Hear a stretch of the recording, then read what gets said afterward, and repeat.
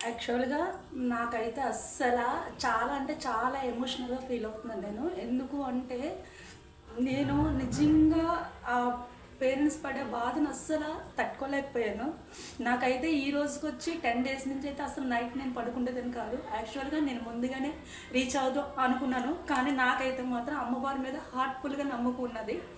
అమ్మవారిని నేను గట్టిగా అడుగుతున్నాను ప్రతి ఒక్క రోజు కూడా, తల్లి గవర్నమెంట్ ఎలాగైనా రీచ్ అవ్వాలని చెప్పేసి నేను ఏదైతే హార్ట్ఫుల్గా కోరుకున్నానో పాప కోసం అమ్మవారు చేస్తారు అనే నమ్మకం నాకు హార్ట్ఫుల్గా ఉంది.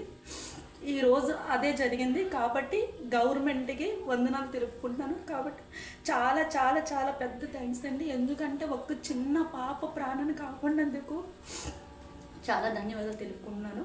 అయితే యాక్చువల్గా మనకి ఎవరు చేస్తున్నారు హెల్పింగ్ అన్నది ఈరోజు అయితే అప్డేట్ వస్తుంది మనకి. కంపల్సరీ నేను దానికోసం మళ్ళీ ఒక వీడియో చేయాలనుకుంటున్నా. మీ అందరికీ ధన్యవాదాలు తెలుపుకుంటున్నా, ప్రతి ఒక్కరికి కూడా.